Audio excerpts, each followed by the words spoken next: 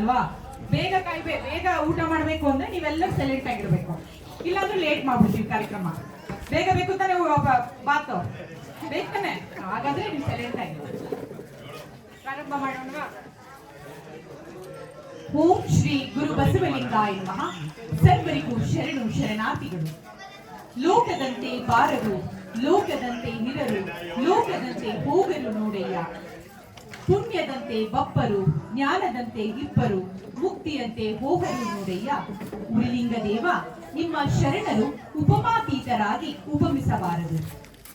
ಶರಣರಾದ ಉರಿಲಿಂಗ ದೇವರ ವಚನವನ್ನ ಸ್ಮರಿಸುತ್ತಾ ಇಂದು ಶರಣು ವಿಶ್ವವಚನ ಫೌಂಡೇಶನ್ ಮೈಸೂರು ಹಾಗೂ ಜಾಗತಿಕ ಲಿಂಗಾಯತ ಮಹಾಸಭಾ ಚಾಮರಾಜನಗರ ಜಿಲ್ಲೆ ಎರಡು ಸಂಯೋಗದಲ್ಲಿ ಈ ದಿನ ಡಾಕ್ಟರ್ ಪಗು ಅಳಗಟ್ಟಿರವರ ಸ್ಮರಣಾರ್ಥ ಶ್ರೀ ಎನ್ ಶಿವಪ್ರಸಾದ್ ರವರ ದತ್ತಿ ಅಂಗವಾಗಿ 26ನೇ ಕಾರ್ಯಕ್ರಮ ವಚನ ಗ್ರಾಮ ಕಾರ್ಯಕ್ರಮವನ್ನ ಶ್ರೀ ಜಡೇರುದ್ರ ಸ್ವಾಮಿ ದೇವಸ್ಥಾನದ ಆವರಣ, ಚೆನ್ನಪ್ಪನಪುರ, ಚಾಮರಾಜನಗರ ತಾಲೂಕು ಮತ್ತು ಜಿಲ್ಲೆ ಇಲ್ಲಿ ಆಯೋಜಿಸಲಾಗಿದೆ. ಈ ಕಾರ್ಯಕ್ರಮದ ಅಧ್ಯಕ್ಷತೆಯನ್ನ ವಹಿಸಿರುವಂತಹ ಶ್ರೀಯುತ ವಚನಕುಮಾರ ಸ್ವಾಮಿರವರೇ, ಉದ್ಘಾಟನೆಯನ್ನ ನೆರವೇರಿಸಲು ಬಂದಿರುವಂತಹ ಶ್ರೀಯುತ ಆರ್ ವಿರೂಪಾಕ್ಷರವರೇ, ಹಿರಿಯ ಉಪಾಧ್ಯಕ್ಷರು, ಜಾಗತಿಕ ಲಿಂಗಾಯತ ಮಹಾಸಭಾ ಚಾಮರಾಜನಗರ ಜಿಲ್ಲೆ, ಹಾಗೂ ದತ್ತಿ ದಾಸೋಹಿಗಳು ಈ ದಿನದ ಕಾರ್ಯಕ್ರಮದ ಕಾರಣೀಭೂತರು. ಇವತ್ತು ಅವರು ವಚನ ಗ್ರಾಮವನ್ನ ನಮ್ಮ ಸಂಸ್ಥೆಯಲ್ಲಿ ಅವರು ಸ್ಥಾಪಿಸಿರೋದ್ರಿಂದಾನೇ ಇವತ್ತು ಈ ಕಾರ್ಯಕ್ರಮ ನೆರವೇರುತ್ತಿರುವುದು. ಆದ್ದರಿಂದ ಅವರಿಗೂ ಕೂಡ ಶರಣಾರ್ಥಿಗಳನ್ನ ಸಮರ್ಪಿಸಿ, ಇನ್ನು ಈ ಕಾರ್ಯಕ್ರಮದ ಉಪಸ್ಥಿತಿಯನ್ನ ವಹಿಸಿರುವಂತಹ ಈ ಗ್ರಾಮದ ಚೆನ್ನಪ್ಪನಪುರ ಗ್ರಾಮದ ಶ್ರೀ ಗೌಡಿಕೆ ಶೇಖರ್ ಅವರೇ, ಶ್ರೀ ಶಿವು ಯಜಮಾನರೇ, ಶ್ರೀ ಸುರೇಶ್ ಅರಸ್ನವರೇ, ಶ್ರೀ ಜಗದೀಶ್ ರವರೇ, ಶ್ರೀಮತಿ ಮಂಜುಳಾ ಗ್ರಾಮ ಪಂಚಾಯಿತಿ ಉಪಾಧ್ಯಕ್ಷರೇ, ಹೀಗೆ ಈ ಗ್ರಾಮದ ಎಲ್ಲ ಹಿರಿಯರೇ ಮಕ್ಕಳೇ ಎಲ್ಲರಿಗೂ ಕೂಡ ಮತ್ತೊಮ್ಮೆ ಮಗದೊಮ್ಮೆ ಶರಣು ಶರಣಾರ್ಥಿಯನ್ನ ಅರ್ಪಿಸುತ್ತೇನೆ. ಬಂಧುಗಳೇ, ಇವತ್ತು ವಚನ ಗ್ರಾಮ ಕಾರ್ಯಕ್ರಮವನ್ನ ಮಾಡಿದೀವಿ. ಈಗಾಗಲೇ ನಾವೆಲ್ಲರೂ ನಿಮ್ಮ ಊರಿನಲ್ಲಿ ಪ್ರತಿಯೊಬ್ಬರ ಮನೆಗೂ ಹೋಗಿ ನಾವೇನ್ ಮಾಡಿದೀವಿ, ವಚನ ಪುಸ್ತಕವನ್ನ ಕೊಟ್ಟಿದ್ದೀವಿ. ಏನ್ ಮಾಡ್ತೀರಾ? ವಚನ ಪುಸ್ತಕವನ್ನ ಮನೇಲಿ ಒಂದು ಮೂಲೆಯಲ್ಲಿ ಇಟ್ಬಿಡೋದಾ? ಇಲ್ಲ. ಆ ವಚನ ಪುಸ್ತಕದಲ್ಲಿರುವ ವಚನಗಳನ್ನ ನೀವೇನ್ ಮಾಡ್ಬೇಕು? ಓದ್ಬೇಕು, ಅರ್ಥ ತಿಳಿದುಕೊಳ್ಬೇಕು, ಜೀವನದಲ್ಲಿ ಅಳವಡಿಸಿಕೊಳ್ಳಬೇಕು. ಆಗಲೇ ಈ ವಚನ ಗ್ರಾಮ ಕಾರ್ಯಕ್ರಮ ಯಶಸ್ವಿ ಆಗುವುದು. ಪ್ರತಿಯೊಬ್ಬರೂ ವಚನವನ್ನ ಕಲಿಯಬೇಕು ಅನ್ನುವ ಉದ್ದೇಶದಿಂದ ಪ್ರತಿಯೊಂದು ಊರಿಗೆ ಹೋಗಿ ನಾವು ವಚನ ಪುಸ್ತಕಗಳನ್ನ ಕೊಟ್ಟು ಈ ಒಂದು ಗ್ರಾಮವನ್ನ ವಚನ ಗ್ರಾಮ ಅಂತ ಘೋಷಣೆ ಮಾಡಿ ಈ ಒಂದು ಕಾರ್ಯಕ್ರಮವನ್ನ ಮಾಡ್ತಾ ಬಂದಿದ್ದೀವಿ. ಇವತ್ತು ಚೆನ್ನಪ್ಪನಪುರಕ್ಕೆ ಬಂದಿದ್ದೀವಿ. ನಿಮ್ಮೆಲ್ಲರ ಪ್ರೀತಿ ವಿಶ್ವಾಸವನ್ನ ನೋಡಿ ಬಹಳ ಸಂತೋಷವಾಯಿತು. ಎಲ್ಲರೂ ನಗುಮುಖದಿಂದ ವಿಭೂತಿ ಧಾರಣೆ ಮಾಡಿಕೊಂಡು ಎಲ್ಲರೂ ನಮ್ಮನ್ನ ಬಹಳ ಚೆನ್ನಾಗಿ ಸ್ವಾಗತಿಸಿದ್ರಿ. ನಿಮ್ಮೆಲ್ಲರ ಮನೆಗೆ ಬಂದು ಇವತ್ತು ನಮ್ಗೆಲ್ಲರಿಗೂ ತುಂಬಾ ಸಂತೋಷವಾಯಿತು. ನಮ್ಮ ಶರಣು ವಿಶ್ವವಚನ ಫೌಂಡೇಶನ್ ನ ಕೇಂದ್ರೀಯ ಸಂಚಾಲಕರಾದಂತಹ ಲಿಂಗಣ್ಣ ಸರ್ ಅವರು ಬಂದಿದ್ದಾರೆ. ನಮ್ಮ ಉಪಾಧ್ಯಕ್ಷರಾದಂತಹ ಶಿವಪುರ ಉಮಾಪತಿ ಸರ್ ಬಂದಿದ್ದಾರೆ. ಮತ್ತೆ ಇನ್ನೆಲ್ಲ ಈ ಬಸವಪ್ರಸಾದ್ ರವರು, ಹೀಗೆ ಈ ಒಂದು ಕಾರ್ಯಕ್ರಮಕ್ಕೆ ಸಹಕಾರವನ್ನ ನೀಡಿದಂತಹ ಎಲ್ಲ ಗ್ರಾಮಸ್ಥರಿಗೂ ಎಲ್ಲರಿಗೂ ಕೂಡ ಬಸವ ಬಳಗ, ಈ ಒಂದು ಚೆನ್ನಪ್ಪನಪುರದಲ್ಲಿ ಬಸವ ಬಳಗದವರು ನಮಗೆ ಮುಖ್ಯವಾಗಿ ಇವತ್ತು ಈ ಒಂದು ಕಾರ್ಯಕ್ರಮ ಯಶಸ್ವಿ ಆಗೋದಕ್ಕೆ ಅವರು ಕೂಡ ನಮಗೆ ಸಹಕಾರ ನೀಡಿದ್ದಾರೆ. ಯಾಕಂದ್ರೆ ಅವರು ಪ್ರತಿಯೊಂದು ಮನೆಗೂ ಕೂಡ ಅವರು ನಮ್ಮ ಜೊತೆ ಬಂದು ಎಲ್ಲರಿಗೂ ವಚನ ಪುಸ್ತಕವನ್ನ ನೀಡಿ ಎಲ್ಲರಿಗೂ ವಚನ ಪುಸ್ತಕ ಸಿಗೋದಕ್ಕೆ ಅವರು ಕೂಡ ಕಾರಣರಾಗಿದ್ದಾರೆ. ಅವರಿಗೂ ಕೂಡ ನಾನು ಶರಣು ಶರಣಾರ್ಥಿಗಳನ್ನ ಸಮರ್ಪಿಸುತ್ತೇನೆ. ಈಗ ಕಾರ್ಯಕ್ರಮವನ್ನ ಪ್ರಾರಂಭ ಮಾಡೋಣ. ಮೊದಲಿಗೆ ವಚನ ಪ್ರಾರ್ಥನೆಯನ್ನ ನಡೆಸಿಕೊಡಲಿದ್ದಾರೆ ಬಸವ ಪ್ರಸಾದ್ ರವರು.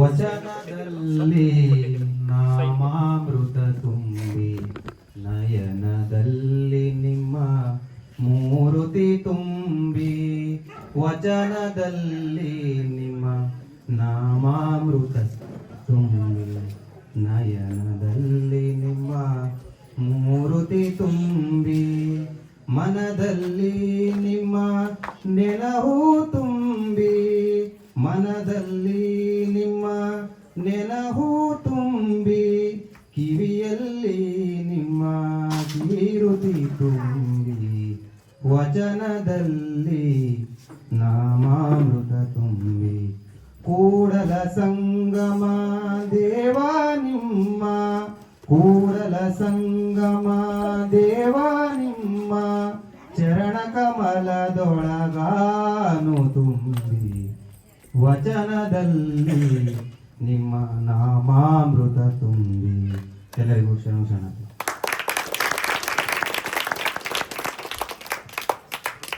ಸುಶ್ರಾವ್ಯವಾಗಿ ವಚನ ಪ್ರಾರ್ಥನೆಯನ್ನು ನೆರವೇರಿಸಿಕೊಟ್ಟಂತಹ ಬಸವ ಪ್ರಸಾದ್ರವರಿಗೆ ಶರಣಾರ್ಥಿಗಳು ಹಾಗೂ ಧನ್ಯವಾದಗಳು.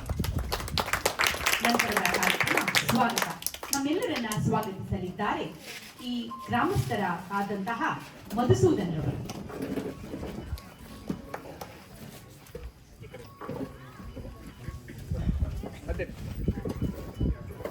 ಓಂ ಶ್ರೀ ಗುರು ಬಸವಲಿಂಗಾಯ ನಮಃ.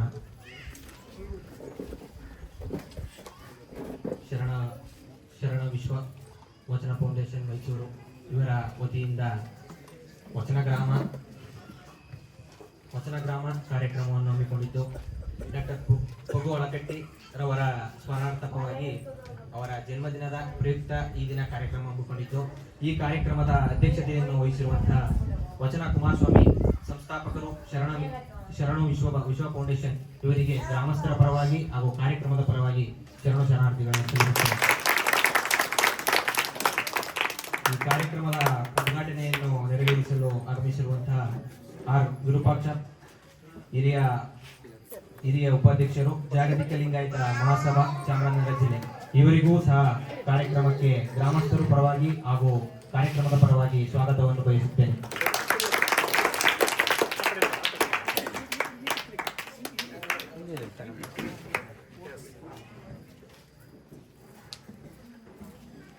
ಕಾರ್ಯಕ್ರಮದ ರೂವಾರಿಗಳು ಹಾಗೂ ದತ್ತಿ ದಾಸೋಹಿಗಳು ಆದಂತ ಎನ್ ಶಿವಪ್ರಸಾದ್, ಕೋಶಾಧ್ಯಕ್ಷರು, ಜಾಗತಿಕ ಲಿಂಗಾಯತ ಮಹಾಸಭಾ ಚಾಮರಾಜನಗರ ಜಿಲ್ಲಾ, ಇವರಿಗೂ ಕೂಡ ಸ್ವಾಗತವನ್ನು ಬಯಸುತ್ತೇನೆ. ಮುಖ್ಯ ಅತಿಥಿಗಳಾಗಿ ಆಗಮಿಸಿರುವಂತಹ ವಿ ಲಿಂಗಣ್ಣ, ಕೇಂದ್ರೀಯ ಸಂಚಾಲಕರು, ಶರಣ ವಿಶ್ವ ವಚನ ಫೌಂಡೇಶನ್, ಇವರಿಗೂ ಕೂಡ ಕಾರ್ಯಕ್ರಮಕ್ಕೆ ಸ್ವಾಗತವನ್ನು ಬಯಸುತ್ತೇನೆ. ಶಿವಪುರ ಉಮಾಪತಿ, ಉಪಾಧ್ಯಕ್ಷರು, ಮೈಸೂರು ಜಿಲ್ಲಾ ಶರಣ ವಿಶ್ವ ವಚನ ಫೌಂಡೇಶನ್, ಇವರಿಗೂ ಕೂಡ ಕಾರ್ಯಕ್ರಮಕ್ಕೆ ಸ್ವಾಗತವನ್ನು ಬಯಸುತ್ತೇನೆ.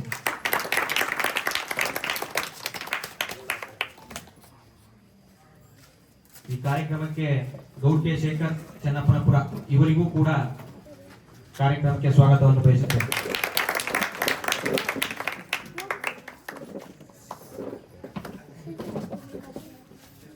ಶಿವು ಯಜಮಾನರು, ಇವರಿಗೂ ಕೂಡ ಕಾರ್ಯಕ್ರಮಕ್ಕೆ ಸ್ವಾಗತವನ್ನು ಬಯಸುತ್ತೇನೆ.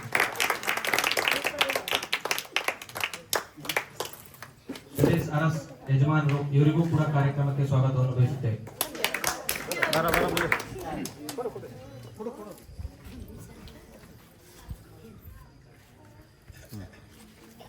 ಜಗದೀಶ್ ಯಜಮಾನರು, ಇವರಿಗೂ ಕೂಡ ಸ್ವಾಗತವನ್ನು ಬಯಸುತ್ತೇವೆ.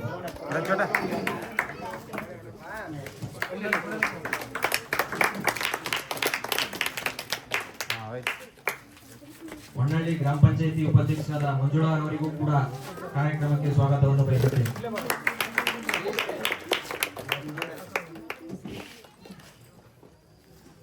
ನಮ್ಮೆಲ್ಲರಿಗೂ ಪ್ರಾಸ್ತಾವಿಕ ನುಡಿಯನ್ನು ನುಡಿದಂತಹ ಶ್ರೀಮತಿ ರೂಪಾ ಕುಮಾರಸ್ವಾಮಿ, ಇವರಿಗೂ ಕೂಡ ಕಾರ್ಯಕ್ರಮಕ್ಕೆ ಸ್ವಾಗತವನ್ನು ಬಯಸುತ್ತೇವೆ.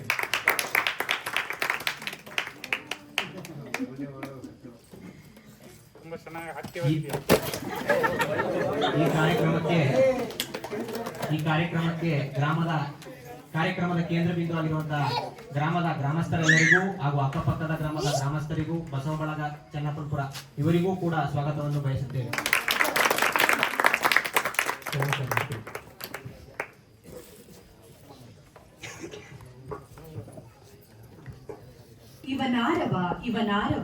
ಇವನಾರವ ನೆಂದೆನಿಸದಿರಯ್ಯ, ಇವನಮ್ಮವ ನೆಂದೆನಿಸಯ್ಯ, ಕೂಡಲ ಸಂಗಮ ದೇವ ನಿಮ್ಮ ಮನೆಯ ಮಗನೆಂದೆನಿಸಯ್ಯ ಎಂಬಂತೆ ಎಲ್ಲರನ್ನು ಆತ್ಮೀಯವಾಗಿ ಸ್ವಾಗತಿಸಿದಂತಹ ಶ್ರೀಯುತ ಮಧುಸೂದನ್ ರವರಿಗೆ ಶರಣಾರ್ಥಿಗಳು ಹಾಗೂ ಧನ್ಯವಾದಗಳು. ಈಗ ಉದ್ಘಾಟನೆ ಬಸವಣ್ಣನವರ ಮೂರ್ತಿಗೆ ಪುಷ್ಪಾರ್ಚನೆ ಮಾಡುವುದರ ಮೂಲಕ ಹಾಗೆ ಪಗು ಹಳಕಟ್ಟಿಯವರ ಭಾವಚಿತ್ರಕ್ಕೂ ಕೂಡ ಪುಷ್ಪಾರ್ಚನೆಯನ್ನ ಮಾಡುವುದರ ಮೂಲಕ ಉದ್ಘಾಟನೆಯನ್ನ ಮಾಡೋಣ. ಅದಕ್ಕಿಂತ ಮುಂಚೆ ನಾನು ಡಾಕ್ಟರ್ ಪಗು ಅಳಕಟ್ಟಿರವರು ಯಾರು ಅಂತ ನಿಮ್ಗೆ ತಿಳಿಸ್ತೀನಿ. ನಿಮ್ಗೆ ಇಲ್ಲಿ ಬ್ಯಾನರ್ ಅಲ್ಲಿ ಕಾಣಿಸ್ತಾ ಇದೆಯಲ್ಲ, ಈಗ ಕನ್ನಡಕ ಹಾಕೊಂಡಿದಾರಲ್ಲ, ಅವರೇ ಡಾಕ್ಟರ್ ಪಗು ಅಳಕಟ್ಟಿರವರು ಅಂತ. ಸರ್ ಕೂತ್ಕೊಂಡ್ರೆ ಕಾಣಿಸುತ್ತೆ, ಒಂದು ನಿಮಿಷ. ಯಾಕಂದ್ರೆ ನಿಮಗೆ ಗೊತ್ತಿರಬೇಕು ನಾವು ಇವತ್ತು ಯಾರ ಜನ್ಮ ದಿನಾಚರಣೆಯನ್ನ ಆಚರಣೆ ಮಾಡ್ತಿದೀವಿ ಅಂತ. ನೋಡಿ, ಇವರೇ ಡಾಕ್ಟರ್ ಪಗು ಅಳಕಟ್ಟಿರವರು. ಇವ್ರು ಯಾರು ಅಂತ ನಿಮ್ಗೆ ಯಾರಿಗಾದ್ರೂ ಗೊತ್ತಾ? ಯಾರಿಗಾದ್ರೂ ಗೊತ್ತಿಲ್ಲ ಅಲ್ವಾ? ಇವರು ವಚನ ಪಿತಾಮಹ ಅಂತ ಇವ್ರನ್ನ ಕರಿತೀವಿ. ಏನಂತ ಕರಿತೀವಿ? ವಚನ ಅಂದ್ರೆ ಗೊತ್ತು ತಾನೆ? ಇವತ್ತು ವಚನ ಪುಸ್ತಕ ಕೊಟ್ಟಿದೀವಲ್ವಾ, ಇವರನ್ನ ವಚನ ಪಿತಾಮಹ ಅಂತ ಕರಿತೀವಿ. ಯಾಕೆ ಇವ್ರನ್ನ ವಚನ ಪಿತಾಮಹ ಅಂತ ಕರಿತೀವಿ ಅಂದ್ರೆ, ಇವ್ರು ಹೇಗ್ ಬಂದ್ರು ಅಂದ್ರೆ, ನಾನು ಆಗ್ಲೇ ಮೊದಲು ಒಂದು ವಚನ ಹೇಳಿದೆ, ಲೋಕದಂತೆ ಬಾರರು, ಲೋಕದಂತೆ ಇರರು, ಲೋಕದಂತೆ ಹೋಗರು ನೋಡಯ್ಯ ಅಂತ ಹೇಳಿದೆ ಅಲ್ವಾ? ಹಾಗೆ ಇವರು ಹೇಗ್ ಬಂದ್ರು ಅಂದ್ರೆ ಪುಣ್ಯದಂತೆ ಜನಿಸಿದ್ರು. 1880ರಲ್ಲಿ ಧಾರವಾಡ ಜಿಲ್ಲೆಯಲ್ಲಿ ಗುರುಬಸಪ್ಪ ಮತ್ತು ದಾನಮ್ಮನವರ ಸುಪುತ್ರರಾಗಿ ಜನಿಸಿದವರು ಡಾಕ್ಟರ್ ಪಗು ಅಳಕಟ್ಟಿರವರು. ಇವರು ಇದ್ದಂತಹ ಸಮಯದಲ್ಲಿ ಎಲ್ಲರಿಗೂ ಜ್ಞಾನಾರ್ಜನೆಯನ್ನ ಮಾಡಿದ್ರು. ಯಾವ ಜ್ಞಾನವನ್ನ ಹಂಚಿದ್ರು ಅಂತ ನೀವು ಕೇಳಬಹುದು. ವಚನಗಳು 12ನೇ ಶತಮಾನದಲ್ಲಿ ರಚಿತವಾದಂತಹ ಸಾಹಿತ್ಯ, ವಚನ ಸಾಹಿತ್ಯ. ಈ ವಚನ ಸಾಹಿತ್ಯ ಮುಂದಿನ ಶತಮಾನದಲ್ಲಿ ಅದು ಬೆಳಕಿಗೆ ಬರಲಿಲ್ಲ. ಅದೆಲ್ಲ ಓಲೆಗರಿಯಲ್ಲಿ ಇತ್ತು. ಅದೆಲ್ಲ ಏನಾಯ್ತು, ಕಲ್ಯಾಣದ ಕ್ರಾಂತಿ ಆದ ನಂತರ ಎಲ್ಲ ಕಡೆ ಅದು ಎಲ್ಲ ಶರಣರು ಚಿದ್ರ ಆಗಿ ಎಲ್ಲ ಹೊರಟೋದಾಗ ಏನಾಗುತ್ತೆ, ಆ ಓಲೆಗರಿ ಎಲ್ಲ ಎಲ್ಲರ ಮನೆಯ ಒಂದು ಟ್ರಂಕ್ ಪೆಟ್ಟಿಗೆಯಲ್ಲಿ ಇರುತ್ತೆ. ಅದನ್ನ ಮುಂದೆ ಆ ಓಲೆಗರಿಯನ್ನ ಪ್ರತಿಯೊಬ್ಬರ ಮನೆಗೂ ಹೋಗಿ ಆ ಓಲೆಗರಿಯನ್ನ ತೆಗೆಸಿ ಅದನ್ನ ಸಂಪಾದನೆ ಮಾಡಿ ಮುಂದೆ ಅದನ್ನ ಪುಸ್ತಕದ ರೂಪದಲ್ಲಿ ನಾವೆಲ್ಲರೂ ಓದೋದಕ್ಕೆ ಸಹಾಯ ಮಾಡಿದವರು ಯಾರು ಅಂತಂದ್ರೆ ನಮ್ಮ ಡಾಕ್ಟರ್ ಪಗು ಅಳಕಟ್ಟಿರವರು. ಇವತ್ತು ಅವರ ಜನ್ಮ ದಿನಾಚರಣೆ. 1880ರಲ್ಲಿ ಜನಿಸಿದ್ರು. 1964ರಲ್ಲಿ ಅವರು ಲಿಂಗೈಕ್ಯರಾದ್ರು. ಆದ್ರೂ ಕೂಡ ನಾವು ಪ್ರತಿ ವರ್ಷ ನಮ್ಮ ವಚನ ಸಂರಕ್ಷಣೆ ಮಾಡಿದವರು ಅಲ್ವಾ ಅವರು. ವಚನ ಸಾಹಿತ್ಯ ಇಲ್ಲಾಂದ್ರೆ ಬರೀ ಓಲೆಗರಿಯಲ್ಲಿ ಇದ್ರೆ ನಾವ್ ಯಾರು ಇವತ್ತು ವಚನಗಳನ್ನ ಓದೋದಕ್ಕಾಗ್ತಿರ್ಲಿಲ್ಲ. ಅದರಲ್ಲಿ ಇರುವಂತಹ ಮೌಲ್ಯಗಳನ್ನ ನಾವು ತಿಳಿದುಕೊಳ್ಳೋದಕ್ಕಾಗ್ತಿರ್ಲಿಲ್ಲ. ಇವತ್ತು ಮುಖ್ಯವಾಗಿ ವಚನ ಸಾಹಿತ್ಯವನ್ನ ಬೆಳಕಿಗೆ ತಂದವರು. ಅದರಿಂದಾಗಿ ನಮ್ಮ ಕರ್ನಾಟಕ ಸರ್ಕಾರ ವಚನ ಸಾಹಿತ್ಯ ಸಂರಕ್ಷಣಾ ದಿನ ಅಂತ ಇವತ್ತು ಆಚರಿಸ್ತಾ ಇದೆ. ಏನಂತ ಆಚರಿಸ್ತಿದೆ? ವಚನ ಸಾಹಿತ್ಯ, ಹೇಳಿ ನನ್ನ ಜೊತೆ, ಸಂರಕ್ಷಣಾ ದಿನ ಅಂತ ಇವತ್ತು ಅವರ ಜನ್ಮ ದಿನಾಚರಣೆಯನ್ನ ಸರ್ಕಾರ ಘೋಷಿಸಿ ಒಂದು ಗೌರವಿಸಿದೆ. ಇವತ್ತು ಡಾಕ್ಟರ್ ಪಗು ಅಳಕಟ್ಟಿರವರ ಒಂದು ಹೆಸರಿನಲ್ಲಿ ನಮ್ಮ ಶಿವಪ್ರಸಾದ್ ಸರ್ ಅವರು ದತ್ತಿಯನ್ನ ಸ್ಥಾಪನೆ ಮಾಡಿದ್ದಾರೆ. ಅವರಿಗೆ ವಚನ ಅಂದ್ರೆ ಬಹಳ ಪ್ರೀತಿ. ವಚನ ಅಂದ್ರೆ ಉಸಿರು ಅವರಿಗೆ, ವಚನ ಅಂದ್ರೆ ಜೀವ ಅವರಿಗೆ. ಆದ್ದರಿಂದಾಗಿ ಅವರ ಹೆಸರಿನಲ್ಲೇ ಅವರು ಇವತ್ತು ವಚನ ಗ್ರಾಮ ದತ್ತಿಯನ್ನ ನಮ್ಮ ಸಂಸ್ಥೆಯಲ್ಲಿ ಸ್ಥಾಪಿಸಿದ್ದಾರೆ. ಈಗಾಗಲೇ ಇದು 3ನೆಯ ಕಾರ್ಯಕ್ರಮ ಅಲ್ವಾ ಸರ್? ಮೊದಲು ಮಲ್ಲಯ್ಯನಪುರದಲ್ಲಿ ಮಾಡಿದ್ವಿ, 2ನೇಯದು ಯಡಿಯೂರಲ್ಲಿ ಮಾಡಿದ್ವಿ, 3ನೆಯ ಗ್ರಾಮ ಚೆನ್ನಪ್ಪನಪುರದಲ್ಲಿ ಇವತ್ತು ವಚನ ಗ್ರಾಮ ಕಾರ್ಯಕ್ರಮವನ್ನ ಮಾಡ್ತಾ ಇದ್ದೀವಿ. ಇದಕ್ಕೆ ಕಾರಣಕರ್ತರು ನಮ್ಮ ಶಿವಪ್ರಸಾದ್ ಅವರು. ಅವರ ಕುಟುಂಬ ವರ್ಗಕ್ಕೆ ಒಳ್ಳೇದಾಗಲಿ ಅಂತ ನಾವು ಬಸವಾದಿ ಪ್ರಮಥರಲ್ಲಿ ಕೇಳಿಕೊಳ್ಳೋಣ. ಎಲ್ಲರೂ ಜೋರಾಗಿ ಚಪ್ಪಾಳೆ ತಟ್ಟುತ್ತಾರೆ. ಇನ್ನು ಮುಂದೆ ಡಾಕ್ಟರ್ ಪಗು ಅಳಕಟ್ಟಿರವರು ಏನೇನ್ ಕೆಲಸ ಮಾಡಿದ್ರು ಅವ್ರ ಮುಂದೆ ಅದ್ರ ಬಗ್ಗೆ ಎಲ್ಲ ನಿಮ್ಗೆ ಸಂಕ್ಷಿಪ್ತವಾಗಿ ವಚನ ಕುಮಾರಸ್ವಾಮಿರವರು ತಿಳಿಸ್ಕೊಡ್ತಾರೆ. ಈಗ ಉದ್ಘಾಟನೆಯನ್ನ ಮಾಡೋಣ. ಭಾವಚಿತ್ರಕ್ಕೆ ಪುಷ್ಪಾರ್ಚನೆಯನ್ನ ಮಾಡುವುದರ ಮೂಲಕ.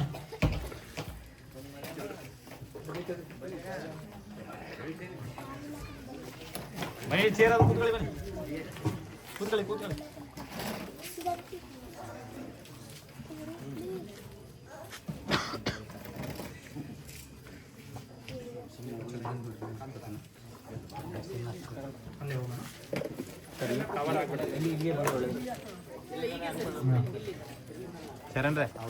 ಓಂ ಶ್ರೀ ಗುರು ಬಸವಲಿಂಗಾಯ ನಮಃ. ಎನ್ನ ವಾಮಕ್ಷೇಮ ನಿಮ್ಮಗಯ್ಯ, ಎನ್ನ ಹಾನಿ ವೃದ್ಧಿ ನಿಮ್ಮಗಯ್ಯ, ಎನ್ನ ಮಾನಾಪಮಾನವು ನಿಮ್ಮದಯ್ಯ. ಬಳ್ಳಿಗೆ ಕಾಯಿ ತಿನ್ನಿತ್ತೆ ಕೂಡಲ ಸಂಗಮ ದೇವ.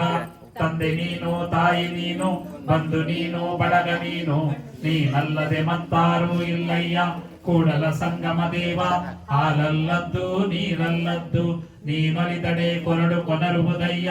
ನೀನೊಲಿದಡೆ ಬರಡು ಹಯನ ಬುದಯ್ಯ ನೀನೊಲಿದಡೆ ವಿಷವೆಲ್ಲ ಅಮೃತ ಬಹುದಯ್ಯ ನೀನೊಲಿದಡೆ ಸಕಲ ಪಡಿ ಪದಾರ್ಥವು ಇದಿರಲ್ಲಿರ್ಪುವು ಕೂಡಲ ಸಂಗಮ ದೇವ ದೇವಲೋಕದವರಿಗೂ ಬಸವಣ್ಣನೇ ದೇವರು ಮಧ್ಯಲೋಕದವರಿಗೂ ಬಸವಣ್ಣನೇ ದೇವರು ನಾಗಲೋಕದವರಿಗೂ ಬಸವಣ್ಣನೇ ದೇವರು ಮೇರುಗಿರಿ ಮಂದರಗಿರಿ ಮೊದಲಾದವೆಲ್ಲಕ್ಕೂ ಬಸವಣ್ಣನೇ ದೇವರು ಚನ್ನಮಲ್ಲಿಕಾರ್ಜುನ ದೇವ ಎನಗೂ ನಿಮಗೂ ಎಮ್ಮ ಶರಣರಿಗೂ ಬಸವಣ್ಣನೇ ದೇವರು ಜಯ ಬಸವರಾಜ ಭಕ್ತ ಜನ ಸುರ ಪೂಜಾ ಜಯತು ಜಯ ಕಾರಣಿಕ ಪರಶಿವನ ನಿಜ ತೇಜ ಜಯತು ಕರುಣಾ ಸಿಂಧು ಭಜಕ ಜನ ಬಂಧು ಜಯ ಇಷ್ಟದಾಯಕ ರಕ್ಷಿಸು ಶ್ರೀ ಗುರು ಬಸವ ರಕ್ಷಿಸು ಶ್ರೀ ಗುರು ಬಸವ ಜಯ ಗುರು ಬಸವೇಶ್ವರ ಮಹಾದೇವ ವಿಶ್ವಗುರು ಬಸವೇಶ್ವರ ಮಹಾತ್ಮ ಕಿ ಜೈ सकल शरण सततों की जय शरणो शरणा ओम श्री गुरु बसव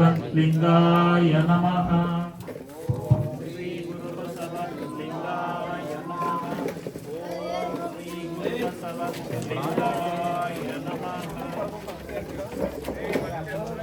ನಮ್ಮ ವಿಶ್ವಗುರು ಬಸವಣ್ಣನವರನ್ನ ಕರ್ನಾಟಕ ಸರ್ಕಾರ ಏನಂತ ಘೋಷಿಸಿದೆ ಅಂತ ಗೊತ್ತಾ ನಿಮ್ಗೆಲ್ಲರಿಗೂ? ಮಕ್ಕಳೇ ಯಾರು ಹೇಳ್ತೀರಿ ನೋಡೋಣ, ಯಾರು ಹೇಳ್ತೀರಿ? ಅವ್ರಿಗೊಂದು ಬುಕ್ ಕೊಡ್ತೀನಿ ನಾನು. ನಮ್ಮ ವಿಶ್ವಗುರು ಬಸವಣ್ಣನವರನ್ನ ಕರ್ನಾಟಕ ಸರ್ಕಾರ ಒಂದು ಟೈಟಲ್ ಅನ್ನ ಕೊಟ್ಟು ಘೋಷಿಸಿದೆ. ಏನಂತ ಮಕ್ಕಳೇ ಹೇಳ್ಬೇಕು ನನಗೆ. ದೊಡ್ಡವರಿಗೆ ಸಾಮಾನ್ಯವಾಗಿ ಎಲ್ಲರಿಗೂ ಗೊತ್ತಿರುತ್ತೆ. ಮಕ್ಕಳು ವಿದ್ಯಾರ್ಥಿಗಳು ನೀವು ತಿಳಿದುಕೊಳ್ಳಬೇಕು. ಯಾರಾದ್ರೂ ಹೇಳಿ, ವಿದ್ಯಾರ್ಥಿಗಳಿಲ್ಲ ಅಂದ್ರೆ ಯುವಕರಾದ್ರೂ ಹೇಳ್ಬೋದು.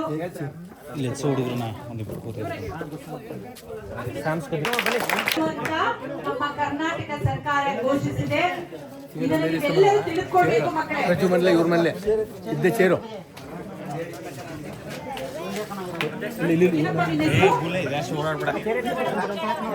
ಹುಡುಗರ ಈ ಚೇರ್ಗಳಿದೆ. ಚಪ್ಪಾಳೆ ತಟ್ಟಿ. ಜೊತೆ ಅವರ ಸ್ನೇಹಿತರು ಕೂಡ ಬಂದಿದ್ದಾರೆ. ಅವರಿಗೂ ಕೂಡ ಆತ್ಮೀಯವಾದ ಸ್ವಾಗತ.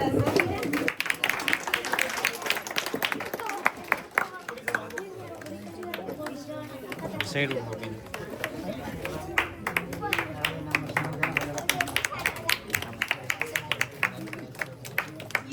ಕಾರ್ಯಕ್ರಮದ ಉದ್ಘಾಟನೆಯನ್ನ ನೆರವೇರಿಸಿದಂತಹ ಶ್ರೀ ಆರ್ ವಿರೂಪಾಕ್ಷರವರು, ಹಿರಿಯ ಉಪಾಧ್ಯಕ್ಷರು, ಜಾಗತಿಕ ಲಿಂಗಾಯತ ಮಹಾಸಭಾ ಚಾಮರಾಜನಗರ ಜಿಲ್ಲೆ, ಇವರು ಉದ್ಘಾಟನಾ ನುಡಿಯನ್ನ ನುಡಿಯಬೇಕಾಗಿ ಕೇಳಿಕೊಳ್ಳುತ್ತೇನೆ.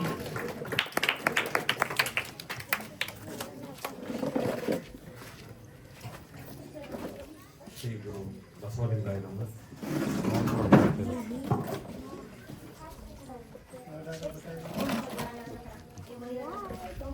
ಗುರು ಬಸವಣ್ಣನವರನ್ನು ಮತ್ತು ಎಲ್ಲ ಶರಣರನ್ನು ಸ್ಮರಿಸುತ್ತಾ ಈ ವೇದಿಕೆಯಲ್ಲಿ ಅಧ್ಯಕ್ಷತೆಯನ್ನು ವಹಿಸಿರುವ ಶರಣರಾದ ಕುಮಾರಸ್ವಾಮಿ ಅಣ್ಣವರೇ ಮತ್ತು ಅವರ ಪತ್ನಿಯವರಾದ ರೂಪಾ ಕುಮಾರಸ್ವಾಮಿ ಅಕ್ಕವರೇ ಮತ್ತು ವೇದಿಕೆಯಲ್ಲಿರುವಂತಹ ಶಿವಪ್ರಸಾದ್ ಅಣ್ಣವರೇ ಮತ್ತು ನಮ್ಮ ಜಾಗತಿಕ ಲಿಂಗಾಯತ ಮಹಾಸಭೆಯ ಅಧ್ಯಕ್ಷರಾದ ಗುರುಸ್ವಾಮಣ್ಣನವರೇ ಮತ್ತು ಎಲ್ಲ ಇತರ ಮಾನ್ಯರೇ ಮತ್ತು ಎಲ್ಲ ಚನ್ನಪ್ಪನಪುರದ ಗ್ರಾಮಸ್ಥರೇ, ತಮ್ಮೆಲ್ಲರಿಗೂ